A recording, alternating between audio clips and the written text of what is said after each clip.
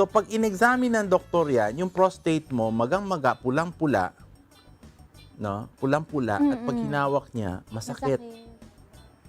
Bakit? Kasi punong-puno ng nana, punong-puno ng bakterya. No? Nasasaktan ako to. Na-imagine ko. Na-imagine mo, parang ano yung So, gano'n. Di ba, na-imagine mo? Para siyang nana nasa skin surface Parang mo. pimple, Gustong di ba? pumutok. Pero hindi siya puputok. Remember, sabi ko, the prostate is made in such a way that is very, very nice na double layered siya.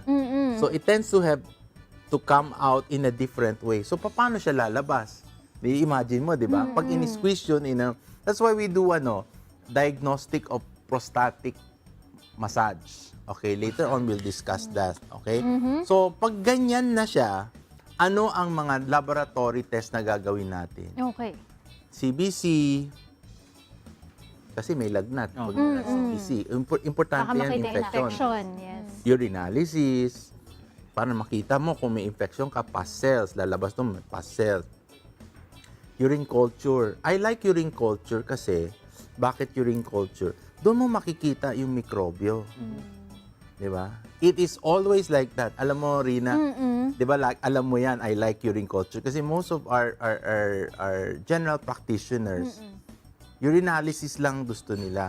Kasi ayaw nila intayin yung culture. Kasi culture will take like 5, 6, 7 days. Matagal po pala. Ang ginagawa nila, prescribe.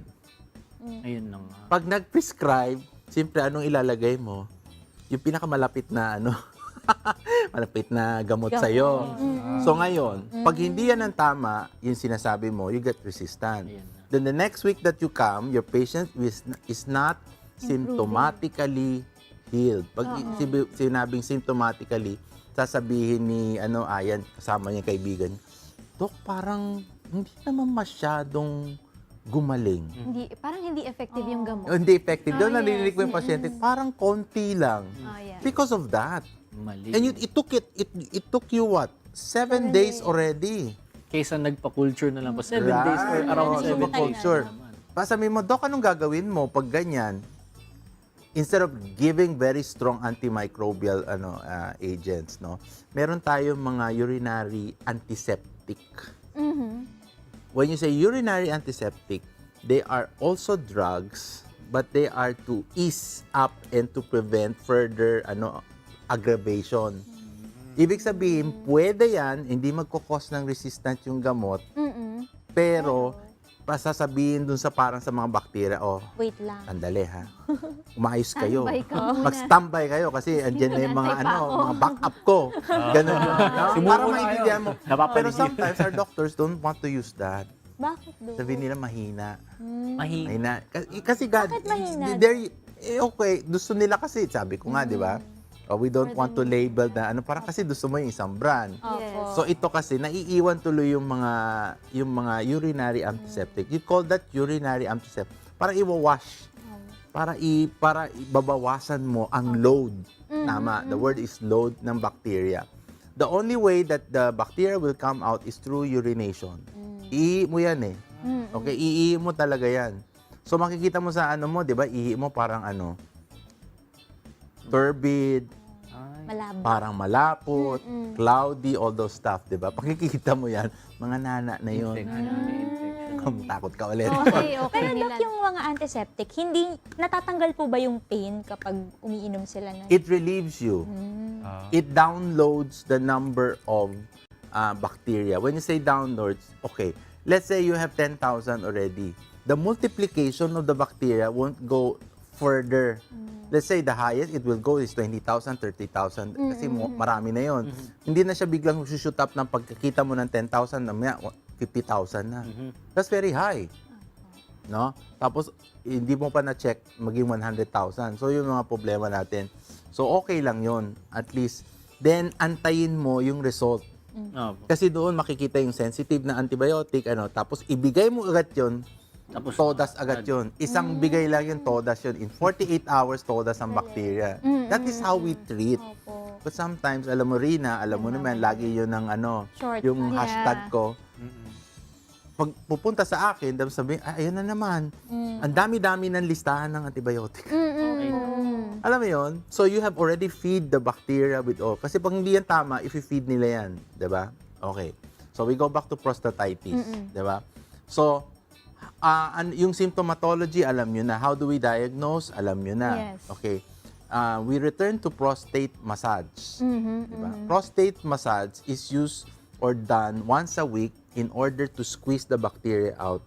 Diba? Saan ilalabas? Dadaas sa daanan ng ihi. No? Tapos ilalagay sa slides yon. Yung lumabas, ilalagay sa slide, tapos itetest.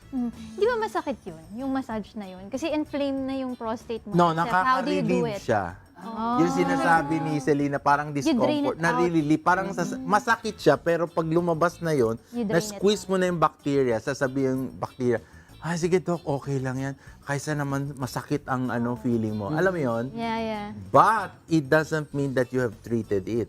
You only relieve the pain, the discomfort. Remember, there is still bacteria, di ba? The only way in order to do that is to give appropriate antimicrobial. Okay? So, bakit hindi mo kailangan mo bigyan ng appropriate? Kasi, ang prostatitis nila natin can come at acute, marirelieve mo agad, chronic. Kasi pag na okay na siya, hindi ka na babalik, hindi ka na pa-follow up, babalik ulit. Ang problema sa chronic prostatitis, pabalik-balik siya. You can treat your patient 3 months, 6 months, or even 1 year. Nagkakaroon. Can you imagine that? Pabalik-balik siya. Nakakapagod also. Nakakapagod. For the patient also. Oo, di ba? So, ganun. Then, worst comes to worst, you go to the stage of chronic pain syndrome. Di ba? Na-mention kayo. Ibig sabihin, lumala na siya, pumupunta na siya sa other parts of the reproductive system mo. So, yan ang mga cause nun. So, how do you treat? Antimicrobial. You give yung hydration, but that's conservative. You can give alpha receptor drug para mag-squeeze. Mas mabilis ang contraction ng prostate, mailabas mo, di ba? Some will do acupuncture. Di ba? It helps. It helps alleviate what? Discomfort. But it doesn't cure. It helps. Remember, the worst symptom of prostatitis is discomfort. So alam mo na gaano kasakit yan, 'di ba? Pupunta yung pasyente, minsan di makaupo ng diretsong ganyan. Minsan nakatagilid na ganyan. Alam mo, nakalitaw yung puwet niya kasi masakit. He finds comfort like that. Kasi pag nakaupo siya direct na ganyan, masakit, no?